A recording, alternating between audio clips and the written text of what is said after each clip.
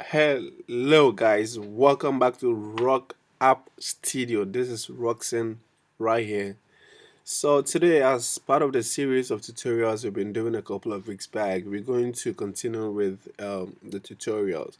But today we're going to look at something we call class. So we're going to look at classes and properties and methods. That's what we're going to look at: classes, properties, and methods. With the app development, basically all what we've been doing is been creating classes and stuff like that. So that's what we're going to look at. It's a very critical component of the app development process. As we saw from the MVC, the controller which controls the views. So that's the logic, the instructions that we write. So we should know how we go about all those kind of stuffs. So that's what we're going to start with. But a class is actually a class contains instructions, a set of logic that is written. In this case, it's written in Swift programming language. So it is a set of instruction that is written to describe a component of the app, the component of the app, and how it's going to act, how the component is supposed to act, and how that component interacts with other components of the app. So basically, a class is a set of instructions that is written, the logic that is written. In this case, it's written in Swift programming language to describe a component of an app and how that component is supposed to act and interact with other components of the app. That is a class. And we're going to look at how we create a class in Swift. So we're going to start by this is Xcode, and this is a playground. I just launched Xcode and navigated to the playground, so it should do the same. So we're going to start. We type the class keyword, see class keyword, and this comes out. So this is a class, a Swift class. Then hit enter. So as you can see here, we have name, properties, and methods. So we are required to give a name to the class. In this case, I'm going to call it food class. You can give it any name you want. So I'm going to call it food class. Alright, so that's a class, and as you can see, the class requires the properties and methods. They have members called properties and methods. We'll look at these two later in the tutorial, but for now we're going to learn how to create a class and properties. So we're going to tackle the properties in it. So this is basically a class. So this class function here, this class keyword, as you can see, and the name. So this is a food class, as you can see from here. So there are thousands and thousands and bunch of codes we can write in between these two curly brackets, and all those set of instructions are done to describe a component of our app. So this is basically a class. So let's look at properties. So properties are actually variables, but they are declared on top of the class, and they can be called anywhere, or it can be accessed anywhere from the class. So it is as basically, for now we will start with var, but later on we will look at how to connect IP outlet to the classes. But for now we're going to start with the basics and keep it simple for now. So we start with a variable as a property. So declare var, so let's call it fruit, and colon string, and you bring a question mark. So somebody will ask, what is this? So this, we just declared a variable called fruit, and this is what we call type annotation. So we describe what type of data is fruit, what type of data is it, and this is string. So it's going to fruit. This variable is going to hold, or it's going to store strings. So that's what it basically means. And this question mark is a critical topic in Swift programming language. This is what we call optional. So this is to determine whether this variable I just declared is empty or not. So optional is basically whether it's empty or not. It could be empty if there's nothing, so it doesn't crash the app. If there's nothing in it, so the app won't crash. But I will look at optionals later on in the future tutorials, but for now that's what issue this question mark means, optional. And the optional is just to check. It's a very safe way for the Swift syntax to check if this variable is nil. So if it's nil, your app won't crash.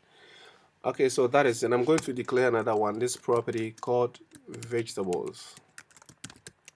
and also make it string. So this is also going to hold string. So these basically, as you see here, these are some examples of properties. So you can declare these properties up here to store data later on in the app development, later on in your code. So they can store data, but for now these question marks make them nil. So for now they are not holding anything, they're just strings. No, nothing yet, they're just strings. So anytime I access these two methods, they won't crash because of this question mark I have there. All right, so these are methods. So how do I access these sorry, these are properties. So how do I access these properties? So we can let me go down here and show you. So you assign this class, this food class. Let's assign this food class to a variable called f and call it the food class in two brackets like this. So we just assign this class, this whole class, to this variable called f. So all this, or if you want to access the properties in a class, all we gotta do is call the f and just use dots. So you use dots. As you can see, we have the fruits up here and we have the vegetables. So with this dot, all the properties of the variable. So if we had methods, they would appear as well, but for now, when we use the dot f dot, all the properties and all the properties of the class are available for us to access. So let me choose the first one, fruit, and hit enter. So as you can see, right here on the right hand side, you realize it's nil. That's what I told you, the question mark. The question mark is an optional which says it's nil. So since it's nil, it won't crash the app because of the question mark. So basically I just declare this property fruits as nil. It doesn't store any data for now, and it's null. So this is how we can access those properties from the class. So you assign a class to any variable of your choice. You can change this one to any variable of your choice. Okay, let me call it feed. So when I type feed dot, so with this dot makes the properties available to me and I can access all of them from here. So fruit, and let me assign fruit to, let's say, apple. So you realized initially this fruit was nil, nothing, it didn't store any data, but now I've accessed the property of that class and I've assigned this property to apple. So let me go down there and print it on the screen. See feed dot fruit, and let's see what happens now. So as you can see from the right hand side, here is apple. As I told you, there's an optional which, because of the question mark, which is saying that if it was nil, it wouldn't crash the app because I was making sure that it's either nil or not. Okay, so that's the meaning of that option and the question mark. So I printed, now we have the fruit. This fruit property is storing a data called apple, as you can see from here. So let me also do it like feed.fruit, and it's going to print apple right here. And also, so you can also see from here that this class was called. So when I access the property of this class, it was called up here. Food class was called, and it was called, and I accessed some properties from here. So that is the meaning of. So this is a class, and these are properties, and we can access the properties from anywhere within the class. We will see it properly when we start creating some apps there. But for now, this is the just the this is just the what do you call it, the playground. This is just the playground. So this is how we can call some properties for you to see. Now we're going to go to the next one, methods, and talk about methods. So method is a chunk of code or a set of instructions that is written to be executed. So it's a chunk, a piece of instruction or chunk of code that is written to be executed when called. So with methods, we write the instructions and call them somewhere when, as and when we need them. So you can write the instructions and keep them waiting. So you call them at a particular point in the app process when it's needed. That is method. So let me show you how method is done. It starts with a function keyword. So you type func and this is some people normally call it function. So methods are like functions. So you start with the func keyword. So func, any as usual, you give it a name. So you can give it any name of your choice. We can go by Brittany. Okay, so this is my function Brittany, and I have two brackets and a curly bracket. So this is a function. Let me explain again. So a method has this func keyword, then you give it a name, any name of your choice, depending on what you want a chunk of code to do. So you give it a name, and I chose to give it Brittany. And these two brackets right here, these two brackets, because something argument, a function, a method can take argument. So sometimes you can pass in argument later on when it's being called. We will look at that one later, but for now let's keep it simple. You can understand this thing. So this is just a method, and we can write chunks and chunks of code between these two curly brackets. And when this function is called, all the chunks of codes within these two curly brackets are going to be executed. So that is a method. So let me print something to the screen when this method is called, and let's see how it is called. So print hello my new function. Hello my new function or new method. Yeah, my new method. All right, so this is a method, and we're going to, and anytime we call it, we're going to print, it's going to print hello my new method here to the console, to the console. Yeah, so this the same way we access the property, the same way we can also access the methods. So we come down here, let me clean this one, let's redeclare. So var f ed fed equals food class and two brackets. So now we want to access the property, so let me call it fed dot. So now you can see that all the two properties are here, the fruits vegetable properties are here, and we can see this one too as a function. This method is also here. So I just tap the enter, and I've accessed the method, this method. So as soon as I hit enter, you realize that this hello my new method was printed here. So it means this function has been called.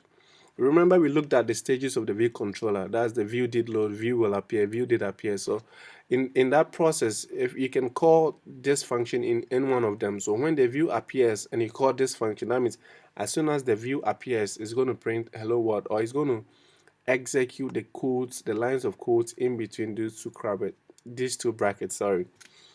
So that is basically methods. Now let's also, okay, let me type another method. Let's call it iPad.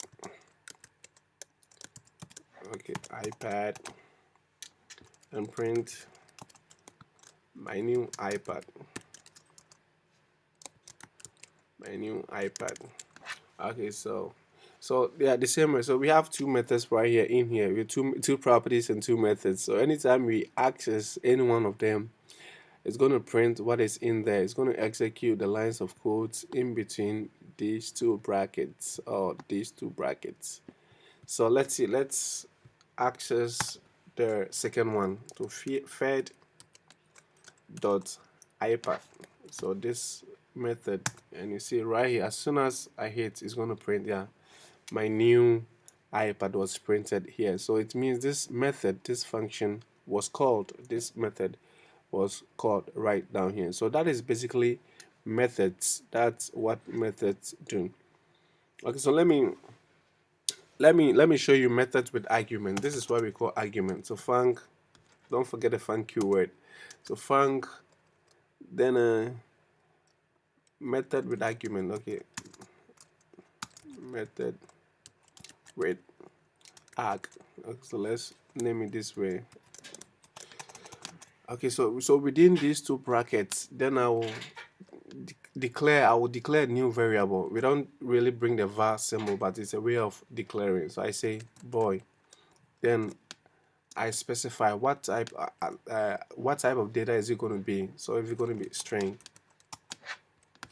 Yeah, in here. So this is a method with argument. This is what we call argument. I gave, so anytime I call this method, it's going to, Xcode is going to require me to provide a string in here. So let me print something in here. Yeah, this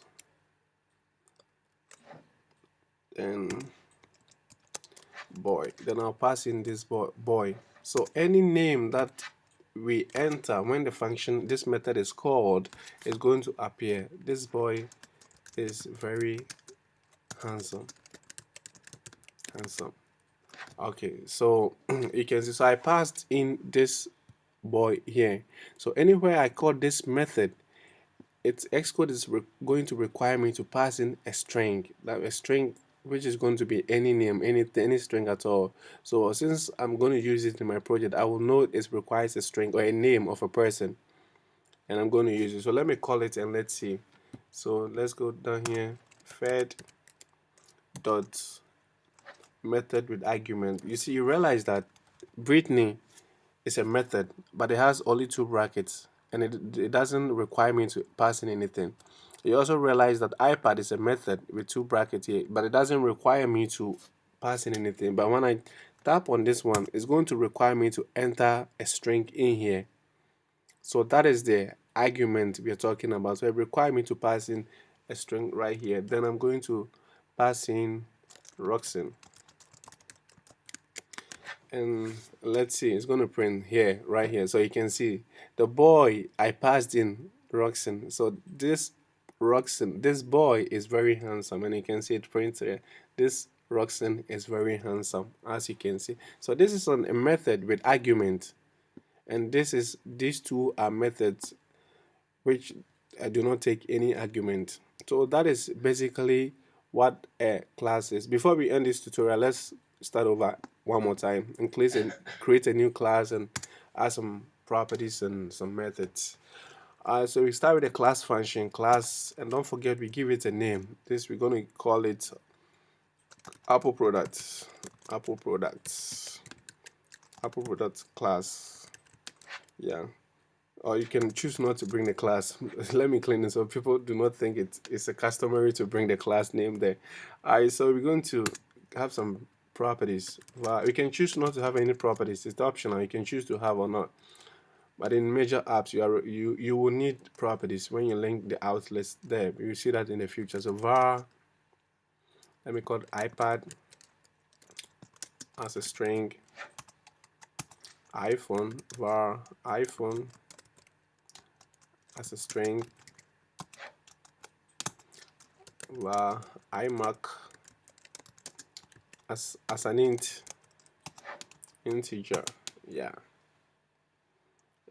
So yeah, we're going to have three properties.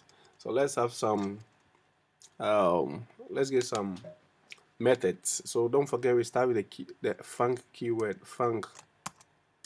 Then you can give it a name. You must give it a name. Then we choose Apple, and we just, with this bracket and a curly bracket, or the chunks of code are going to be between these two brackets. And if it requires an argument, you're going to put the argument in these two round brackets. So that is it. This method is not going to have argument.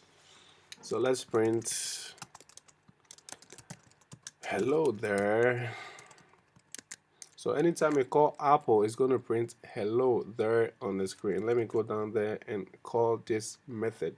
This is how we call it. So var, then we link this to any to the class, Apple class,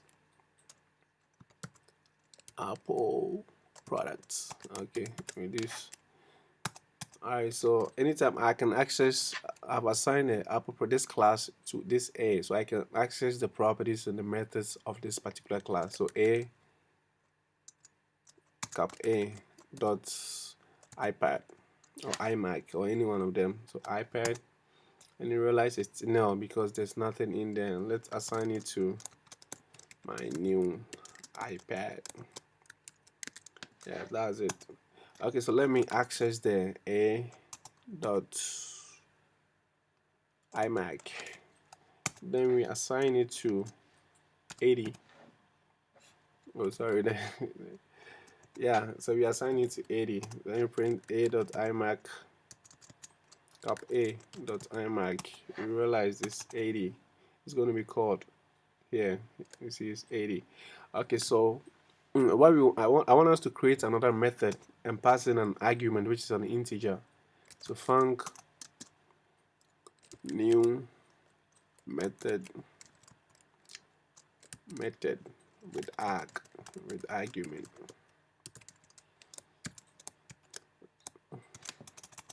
Okay, so the argument is going to be an integer, an int,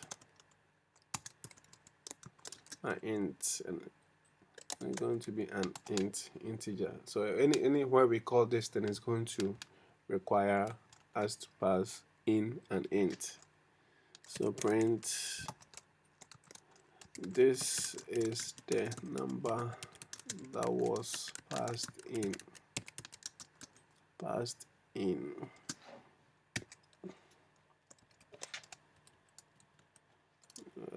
An int, yeah. So this is the number that was passed in. So when we call it down here, then we pass in the property iMac. So a dot, let's go which property? Yeah, this property, new method with argument.